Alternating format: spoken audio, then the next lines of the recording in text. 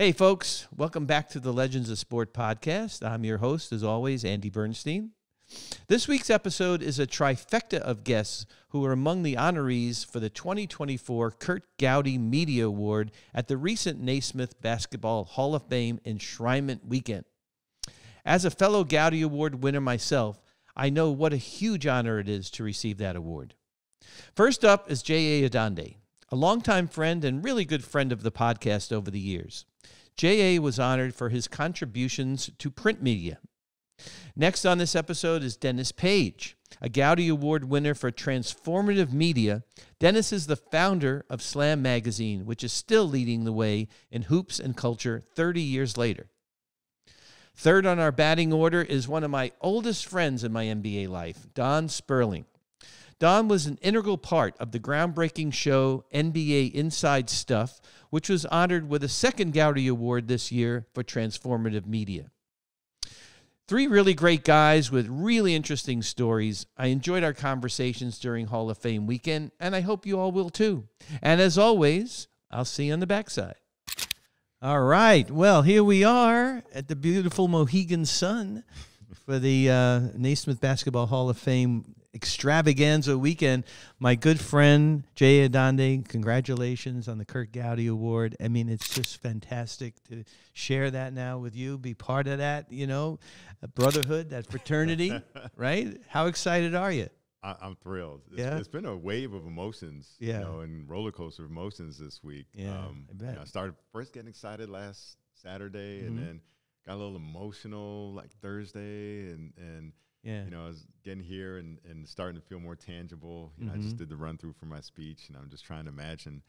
It hit me this week, like me on the stage and who's going to be in the audience looking up at me. Dude, you're preaching to the choir, because I get up there, you know, in 2018, and first person as I get on the stage, literally the first person front and center, David Stern, looking at me like, okay, what do you got, Andy? and it was, I actually did impromptu. I did a selfie with John DeLeva, which I didn't know where that came from. I don't know. And anyway, it was just amazing. So, you know, obviously this is a recognition of your career, your great career. You know, behind the camera, in front of the camera, with a pen, you know, everything that you've done. Looking back on your career, right? I mean, do you ever in a million years imagine that you would be honored like this weekend? No, you don't think of it. And I've been telling the story that I was in a room, my first NBA Finals in '93. It's the Bulls and the Suns, and we're in Chicago Stadium on an off day, and Magic Johnson is there for NBC. Right. And me, Michael Wilbon, Jackie McMullen, David Aldridge, and Magic just kind of retreated to this room in the basement of Chicago Stadium. And we're just talking, you know, about the finals and the NBA and all this stuff. And as years went on, of course, Magic was in the Hall of Fame, and then Jackie and Michael and David all got in too. And all of a sudden, I'm the only one who was in that room that wasn't in the Hall of Fame. Well, we starting to feel fix that inadequate here. But look at the people that preceded you. I mean, the list is like mind blowing, right? And that your name is going to be on that plaque at the Hall of Fame for eternity. I mean, it blew my mind, honestly. And I was only the second photographer honored. But you know, who did you look up to as a young journalist? A lot of those guys that were in the room. You know, maybe not super young, but I'd say it really started with Chick Hearn. And really before I wanted to be a writer, I wanted to be Chick Hearn. I've known you all this time, never knew that. That's where it started, and I just kind of digressed into writing. I thought writing would be kind of a stepping stone to getting in that play-by-play booth, and it just kind of stuck. I loved being able to tell the entirety of the story and not being kind of anchored to the game and going beyond that and talking about different sports and different people. And it's funny because, you know, I got to LA, I got there pretty early, you know, in my career. I was a columnist at age 26 at the LA Times. And I got there, and of course, Chick Hearn was still there, and I was thinking, like, God, if I had been waiting on Chick's job, I'd still be waiting. You know, and I thought of like how many generations of aspiring sportscasters and play-by-play guys waited on Chick Hearn, and he outlasted all of them. Or you could have been the analyst and ended up like Pat Riley, but you know, that's a whole other story. That's a sliding doors moment right there. Unbelievable. But you know what's funny? I was really careful. I've been riding a bike a lot. I got a bike this summer. I ride it up and down on Lakeshore in Chicago. And I was thinking this week, like, Yeah. Like, don't go out Yeah, like right. Jack McKinney, right? And have a bike accident. Oh, God forbid. Change the course of NBA history with that bike accident. I totally hear that. I played tennis yesterday. I hadn't played in a couple of weeks. I had a calf injury. And I'm thinking, if I blow this calf out again, I can't go to the Hall of Fame weekend. So anyway, I was really cautious this week, yeah, actually. I bet you did. I was careful on my bike. I'm like, I got to be here. This is my weekend. Like, don't do something stupid on the eve of it. Yeah. And the one thing I always wanted, well, we have talked about this before, but I want to talk about it again. Your transition, I didn't know that you wanted to be Chick Hearn, so that's the beginning. But then you become a columnist, a sports writer, you're with ESPN, then you're in front of the camera, right? And now you've taken a whole other transition. For how many years now you've been at Northwestern? 8 years, started my 9th year. How many? Yeah, this is the start of my 9th year at Northwestern. Oh, my God, Northwestern. That's incredible. Yeah, I was telling you before we came on that my daughter is looking at Northwestern and Northeastern. That's why I almost said Northeastern. So I might come visit you. Yeah. But what's the challenge now with this young generation of journalists, in your opinion? It's not with them, it's with the industry that we're trying to train them for, and trying to, hope that there's jobs and opportunities, and recognizing that it's going to be different, right? Recognizing that they're not going to work, a decade at a newspaper like I did, right? Recognizing there's different opportunities. So just because I wanted to be a sports columnist at the LA Times, maybe they want to be the social media director for the Lakers. And, there's nothing wrong with that. In fact, I encourage stuff like that because that's where the jobs are now. So really, it's about the different landscape. You'd be surprised, Andy, at how many students still want to write long-form, takeout stories, lengthy feature stories. Yeah. And I weep because there just aren't as many outlets and opportunities. To think that there's not the Sports Illustrated that we had it's a for tragedy. them to go work for and to produce that type of great quality sports journalism. That's what hurts me. But the students are great. They're bright. They're energetic. They're idealistic. That's wonderful. So they really fill me up with a lot of energy. Well, it's great that you're doing that, and my hat's off to you, and congratulations, my friend. I'm so happy and proud of you because I've been your friend a long time, and it's wonderful to see you honored this way this weekend. Thanks for having me. Thanks for, of course, man, allowing me to be a legend. Now it applies. You are official legend. And now I'm a Hall of Famer. Now I can count as a legend. There you go. I belong in this podcast with legends like yourself. Thanks, Jay. Appreciate it, man. You got it. Well, we're here with Dennis Page, the winner of the Curt Gowdy Award this year in 2024 for transformative media. So first of all, I want to say welcome to the Curt Gowdy Award family, and proud to be a part of that now with you. I saw your name on the list. Thanks, Dennis. So Dennis, let's talk about transformative media, okay? I mean, it's actually a great name for Slam Magazine, which you're the founder of. Walk me down sort of the memory lane of how Slam started. Same story over and over. Almost sick of telling it, but I'll one more time. Yeah. And then tonight. One more time. Not tonight. It's in the book. So let's bring us back. I think it's 1993. I don't know exactly when. I'm still trying to recreate exactly where I was. Yeah. But I had a good friend named Alan Grunblatt, who worked at Relativity Records. We were both, I know him from Guitar World, which I was publishing at the time, but we're music junkies, but we're also hoop junkies. Alan is a crazy, crazy, sick Nets fan. So we went out, I don't know if it was dinner, we were just hanging out with another friend of mine. And at that point in time, in the magazine business, The Source was the biggest, hottest magazine in the country. Remember. Yeah. And we followed them, and I was a reader of The Source as a publisher and hip-hop fan. And he goes to me, why don't you just start, Alan says, why don't you start a hip-hop basketball magazine? And I'm like, huh? Because the two things didn't necessarily go together. They did not. Hip-hop and basketball. They did not, but I knew what he meant because it was pretty well known that rappers wanted to be ball players and ball players wanted to be rappers. So that was kind of a given. So I went home that night and started thinking of articles that would be specifically hip-hop and basketball. So what are we going to do at that point? Tupac and maybe his favorite basketball player, so on and so forth, and literally merge hip-hop editorial with basketball. And I couldn't pull it together. When you launch a magazine, you do a sample table of contents. and I couldn't make it happen.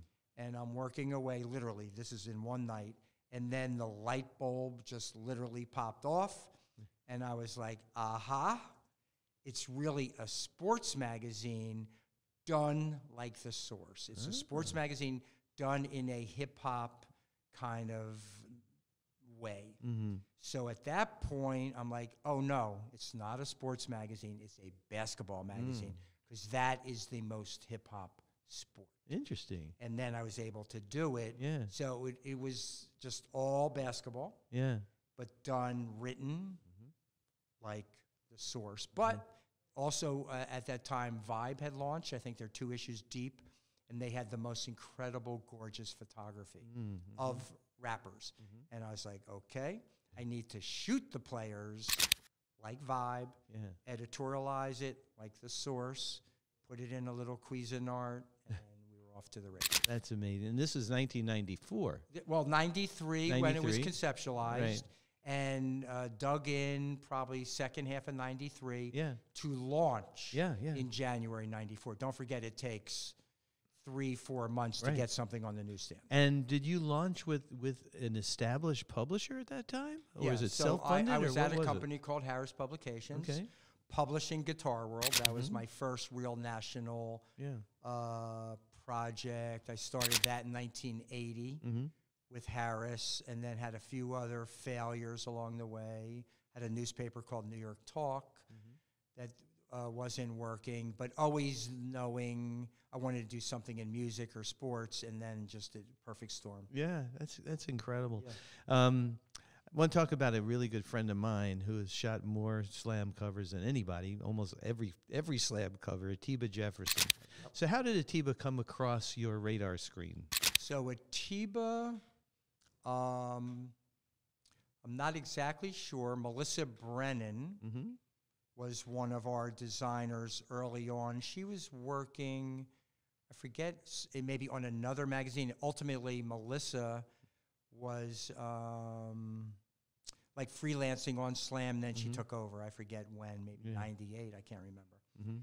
But somehow she became friends with Atiba, who is world-renowned as one of the greatest skateboard photographers. Right. So she goes, do you think Atiba could somehow get Atiba to shoot, one of the Slam covers? I'm like, nah, it doesn't make sense. He's a skateboard dude. Yeah. We connected. We spoke his love of the Lakers, his love of basketball. And he goes, I'll do it for free. And that I didn't know. Yeah. Okay. And then we kind of gave him a shot. Yeah. And the rest is history. That's amazing. I love Atiba, the way he works with the players and his fandom, and he's just amazing. Well, he I don't want to say he started, but in his journey upward, he was my assistant for a while. And we did a really iconic Kobe shoot at Jimmy Goldstein's house. I didn't know that. Yeah, and so I'm going to send you the picture. Yep, and right out of the frame is Atiba holding the spot strobe light. I didn't know. Well, I used to look at, I guess it was Transworld, Thrasher. Yeah.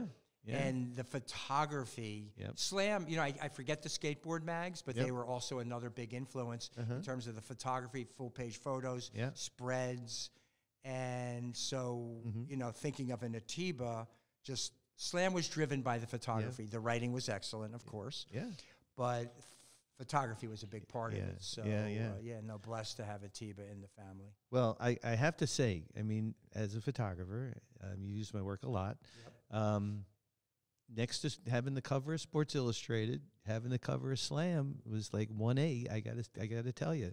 And when I saw, I forgot when. I think it was a Kobe cover that you used from a media day photo I shot or something. But it was such a thrill because I didn't see myself in that world really. Well, you know what I mean? To go off on a little tangent here, I think the NBA maybe restricted their photographers, if you will, on how you could shoot the players. So we had an incredible amount of freedom. We could do what we wanted. Yeah. But somewhere in those NBA shoots, we were able to dig out some nuggets. That the NBA and their their properties couldn't run, but we could. It's interesting you say that because now I'm thinking, like I always did, like a weird conceptual portrait, like a media day. probably within the back of my mind, like maybe that'll end up in Slam. You know? Yeah, no, we would dig through. That's so funny. You know, the archives, if you will, and Yeah. because sometimes we couldn't get a shoot. Yeah. But we were committed to a player, and we have to have a a photo shoot. Keep in mind, this is very important. Yeah. That when we started Slam, nobody knew who we were, so we could not get a photo shoot with anybody. Right. So let's see, issue 1, Larry Johnson. Issue 2 was maybe Shaq. 3 was Kemp. They're all action photos. I think the Larry Johnson was my photo from the dunk. Oh, okay, but we couldn't get a photo shoot. Right. It was an action photo. Right, Yeah. but I'm of now course. remembering Yeah. it was from the dunk contest. Yep. Yeah. And I think John Stark's That was issue crazy. 4 was our first real photo shoot. Don't Yeah. forget, we want to shoot these guys in their element, like vibe, like the source. Yes, yes. So it took us a while to get our credibility, Yeah. where a player would trust us to shoot them. Amazing. And still going strong, huh? Still going. 30 years in. Later. How many unbelievable. issues about? God, 260, God bless 270, you. maybe with specials. Yeah. Well over 300. Yeah. issues. And then when you got the word that you were going to be honored with the Gowdy Award for transformative media, which is only a few years old, that Right. I actual knew award. nothing about the award, Yeah. to be quite honest. Pretty Yeah. prestigious, right? Yep. I mean, it's the Hall of Fame. What does it mean to you? It's as I'll speak about later in my speech. It's beyond something I honestly never thought about. Yeah. To me, the Hall of Fame is for players, Mm-hmm. and then maybe we'll throw some coaches in, and maybe some key executives. Yeah. I had heard, so the story is, without giving away too much, I'll save it for tonight. Yeah. But is one of my co-workers, dear friend of mine at this point, Andrew Pitigorski, said, "I want to nominate you for the Hall of Fame," and I'm like, "Stop it! It's absurd." Yeah. And I laughed, and then it got some legs behind the scene. I knew nothing about it. Ben Osborne, one of our great editors, editor number 4, I think, calls me up, and he said, "They're going to announce it at All-Star. Don't get excited. You're not in, but it's getting a little bit of traction. You're up for this Curt Gowdy Award." I'm like, "What?" And I kind of looked it up. Yeah. Laughed, I saw you, Pete Vesey, Yeah. Bob Ryan, all my heroes Yeah. in the media. And I'm like, that's cool. But I really never thought about it again until the phone rang, Yeah. from John DeLevy. Yeah, it's just fantastic and so well deserved. Is it affirming to you? Is it like, I had this germ of an idea that it was either go or it was not going to go, it could be a success or a terrible failure, but 30 years later, you're getting honored? It's a tremendous honor. Yeah. Like I said, Yeah. it's something I never thought about. It's for players, Vince Carter going in tomorrow, Sure. Chauncey, Yeah. Michael Cooper, Walter Davis, Mike, Yeah. Kobe. I Yeah. mean, it's like, so when you say Hall of Fame, you think I'm not even sure, Andy, if we're in the same building with them. Yeah. So, no, it's an incredible honor. I never thought about it. I make magazines. I do media.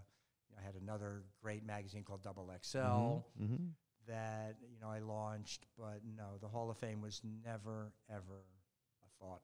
Well, listen, it million wasn't years. for me either as a young photographer, and Right. even as an old photographer, because there's only one other photographer ever honored by the Hall of Fame before they decided to throw it my way. So I want to welcome you to the Hall of Fame, my friend, Thank and you a so fellow much. Curt It's- Gowdy Award winner, and well-deserved. Thank you so much. A great honor. Thank you, and, Dennis. Always love your work. Thank you. Totally a pleasure to see my old friend. And I don't mean old like you're old, but we're old friends. Oh, we are old Don friends. Sperling here at the Legends of Sport Long podcast time. at Hall of Fame weekend.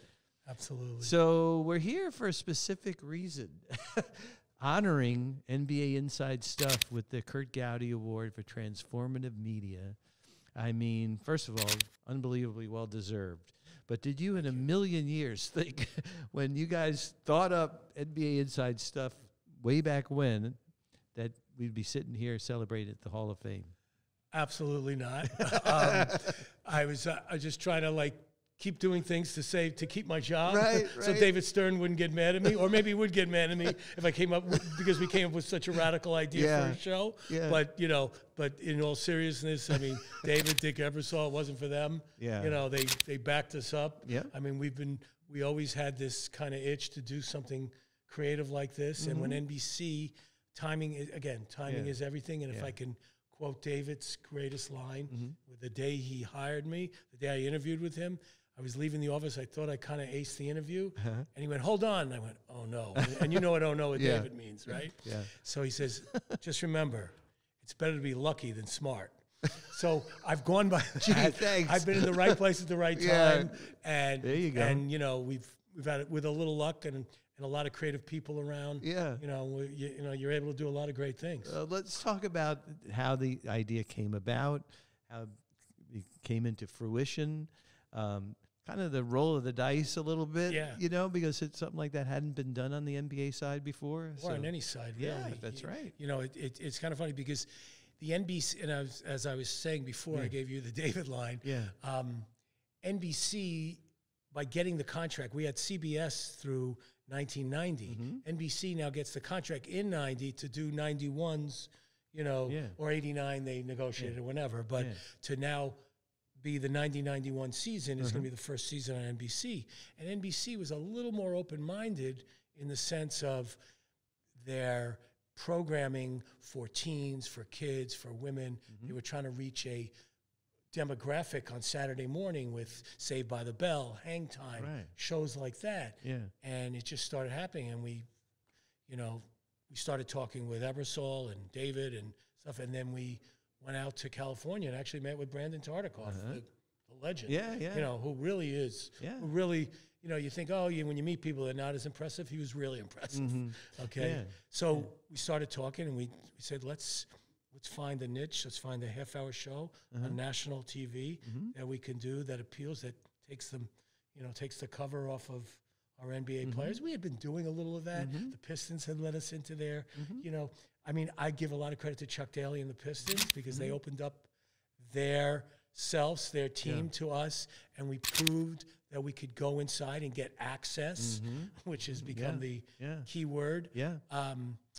And off of that, I think, we just started thinking of ideas and developing stuff, and voila, here comes NBA Inside Stuff. Unbelievable. Incredible. I mean, you guys were the precursor to everything now that everyone takes for granted. I mean, 30 for 30 and Hard Knocks and the new series, Starting Five. I mean, you can rattle off a million of them. But let's talk about the first hosts. All right. Yeah. So, because I'm sure there's a lot of conversation back then. So who are you going to pair with who and blah, blah, blah. How did that all come about? We actually it was funny because we did a pilot with James Brown. Okay. Yeah. And however, we hadn't picked at the time where the first two hosts were Ahmad and Julie. Yeah. Julie Moran and Ahmad Rashad. Yeah. And we hadn't really talked to Julie or even Ahmad, but we kind of wanted to get ourselves going and see if this thing could even look good or what do we have here? Yeah, yeah. And then we really started to say, okay, who do we have? So obviously we talked to Ebersol and, Ebersol had said, had suggested, I think Ahmad would be great. And we went, wow, Ahmad, that could be pretty cool. He's pretty,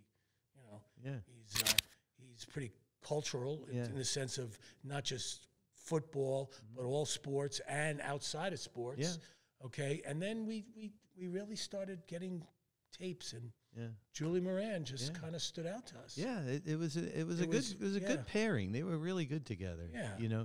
And they both went out in the field and did stuff. Absolutely. Because I did and many Julie was shoots. an athlete. Yeah, so right. She had played college volleyball Ahmad and was, stuff like that. And Yeah.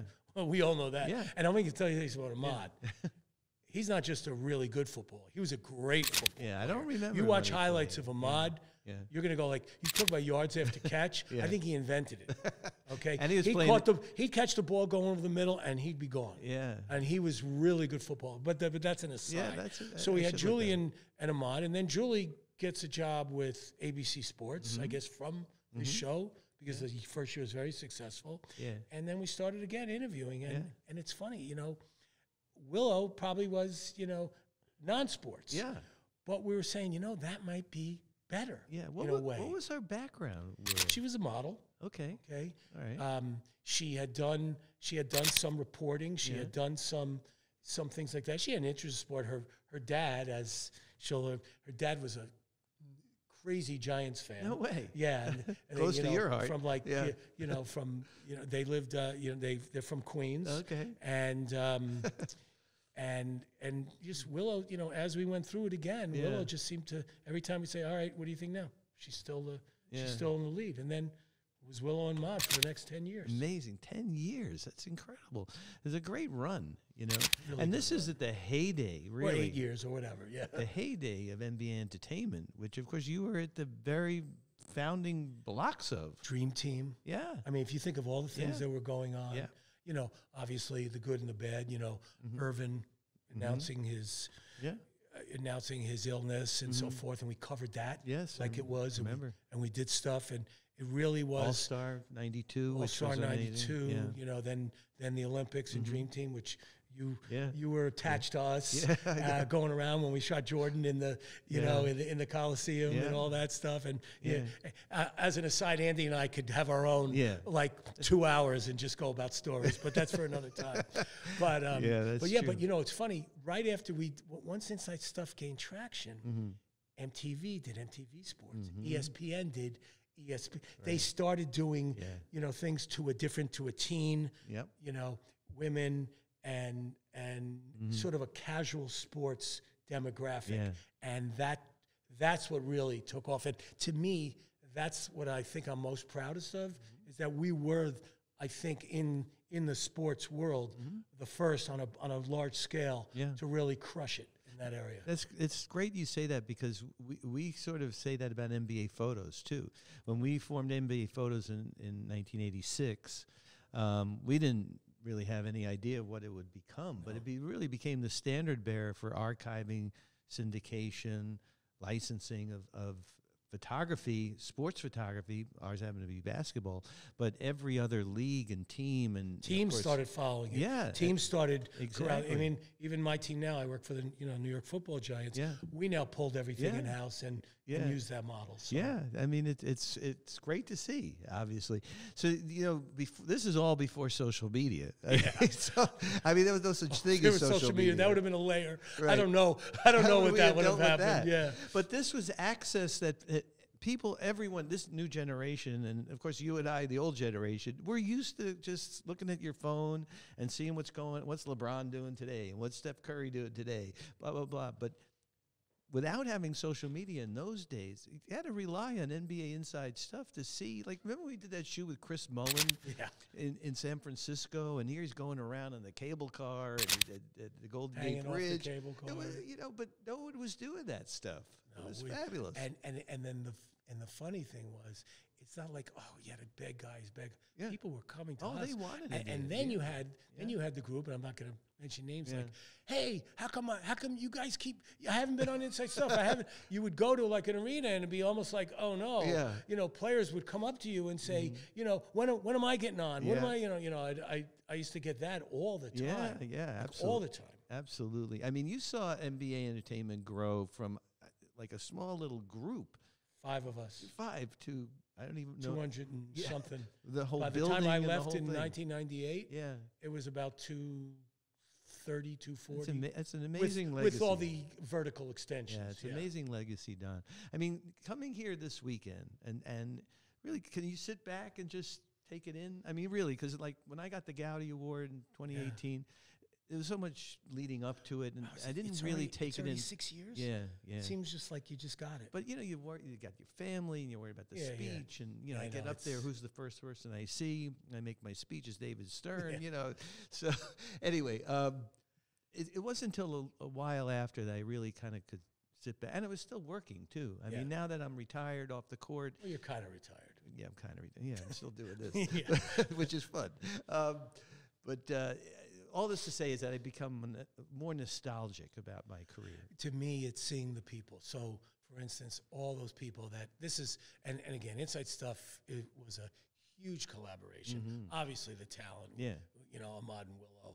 Obviously, you know, all the people that helped us along the way, like David Stern and even Adam later on, and Dick Ebersol and people like that.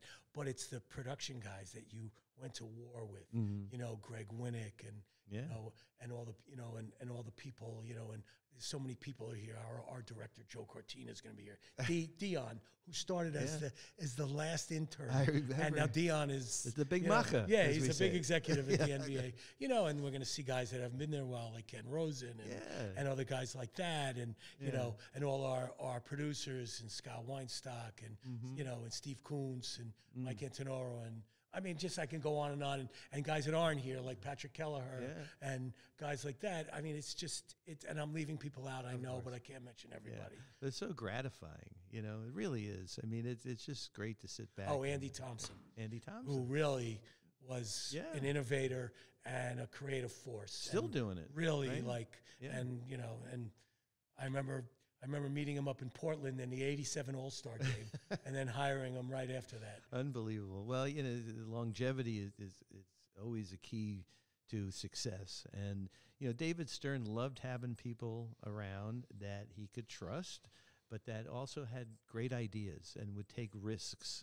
You remember, like, the riskiest thing that you tried to do or did do? I'll tell you the scariest thing that happened. Yeah. So Shaq gets drafted. He hasn't played a game yet. Yeah. And we go to do at a gym, and Ahmad is going to play Shaq one-on-one. And I know you know this story. Yeah.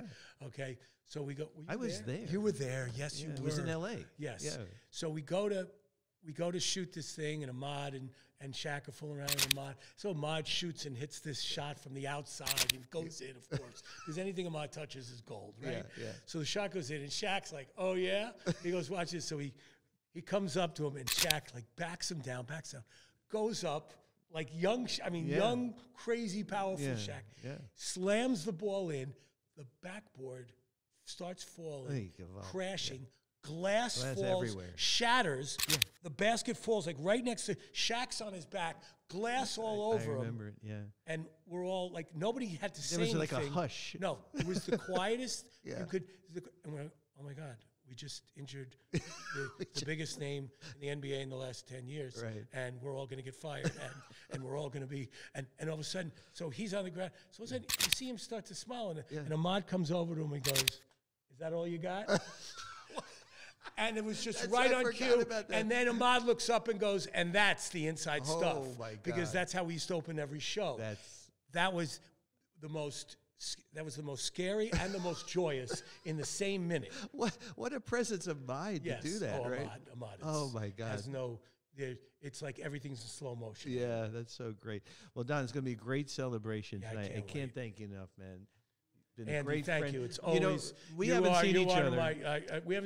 We saw each other in the restaurant. Remember, really quickly. I was leaving. You were coming in. That's right. But other than that, it's I go back such a long way. This guy is such a pioneer and an innovator, and it's such a pleasure. I'm honored to be on your show. Well, thank you. I'm honored to be part of the fraternity now. You are. That the Gowdy Award is, which is amazing. I'm so glad they expanded that to transformative media. Such a great idea, because there are so many influences that aren't just happen literally, on the hardwood. Exactly. So congratulations to you and all of your colleagues. It's well earned. Thank you, Andy. Big thanks and big congrats to J.A., Dennis, and Don for making time to chat with me during Hall of Fame Enshrinement weekend. 3 terrific guys who have contributed so much to the sport we all love. It's an honor to welcome them to the Curt Gowdy Media Award Club. Thanks for tuning in, everyone, to this episode and for continuing to support the Legends of Sport podcast. Please continue to tell all your friends to subscribe to our YouTube channel, Legends of Sport. Our Instagram is at Legends of Sport. And, of course, my photography can be found on Instagram at ADB Photo Inc. Big thanks, as always, to our producer, Carlin Barker, and our editors, Sean Gosser and Addison Shao, and everyone who helped us during Hall of Fame Enshrinement weekend. Thanks again to all our loyal followers, and we'll see you next week for another great episode on the Legends of Sport podcast.